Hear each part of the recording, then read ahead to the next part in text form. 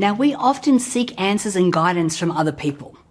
And while it's great to have a support system around us, oftentimes the answers that we seek are actually within us. It's our inner voice that's always there to guide us in ways that no one else can. And it has this innate understanding of our wants and our needs, and it can actually help us to find the answers that we're looking for. Now, this inner voice is called our intuition. Now, the question is, how can we tell the difference between fear versus our intuition calling? So keep watching to uncover the signs.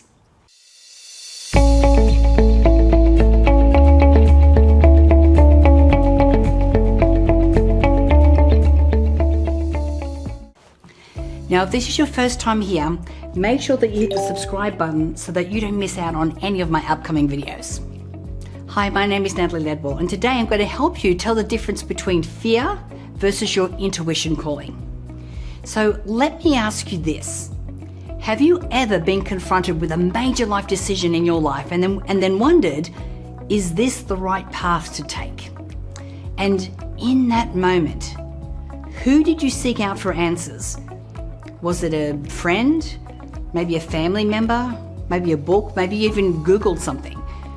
Now, the truth is, when we have a big question or a big life-changing decision to make, we often seek guidance outside of ourselves. And while it's great to have a support system around us and to use that external information that's at our disposal, oftentimes we often fail to seek the wisdom in the most important source there is, and that's our intuition. You know, our intuition is our inner voice, and it's always there to guide us in ways that no one else can.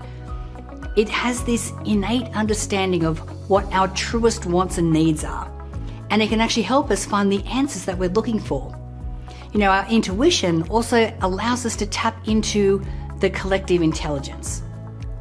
It's why most websites now offer intuitive designs, because they're so easy for people to use that you don't even have to think too much to make the right decision. So why do we often overlook our greatest power? So why do we often trust a stranger's opinion over our own intuition? And most importantly, how can we tell the difference between feeling afraid or nervous to do something versus something that's not truly good for us? So here are some signs that you can assess to determine if you're being guided by fear or if you're being guided by intuition. Number one, fear produces from negative experiences. So fear sources our past traumas and our negative experiences and uses these events as a point of reference. Now, on the other hand, our intuition source is our subconscious mind, which pulls together a unique combination of all of our available information, taking from painful memories as well as the highest good intentions and outcomes. So this ultimately brings us back into balance with ourselves. Number two is that intuition will guide you towards the truth. Every time we say no to something that we're afraid of, we feel, relieved. Yet have you ever said no to something that you knew was good for you, so you felt restless and forgetful about that decision? This is your intuition talking to you. Don't overlook or disregard these feelings. Number three is that fear will always make you feel anxious. Intuition will make you feel at ease and make you feel grounded. It will bring you back into the present moment, and it will make you feel reassured that you're safe. Number four, that fear is loud. So when you're afraid, it can be easy for your mind to become overrun with critical, sometimes very cruel thoughts. Your limiting beliefs may seem especially loud and especially powerful in moments like these. So encouraging you towards conformity rather than self-protection or personal empowerment. Number five is that your intuition knows what your soul craves. Fear needs validation from the ego and from external sources. So rather than thinking, you need to start listening. Set aside some time to really be with yourself and tune in. Get curious about how you're feeling and why you're feeling that way. And then just listen to the thoughts and the intuition that comes through.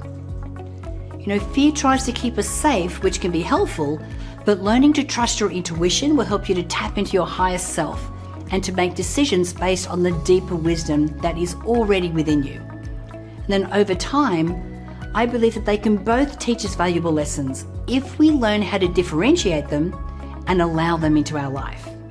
Now, do you agree with me on that? Well, let me know in the comments below. And don't go without downloading your free PDF with 100 success and abundance affirmations. Now, this is designed to help you reprogram your subconscious mind so that you can always make the right decisions in life and to manifest more in your life as well. So go to the comments box or in the description and get them now. Again, my name is Natalie Ledwell. Thank you so much for watching, and bye for now.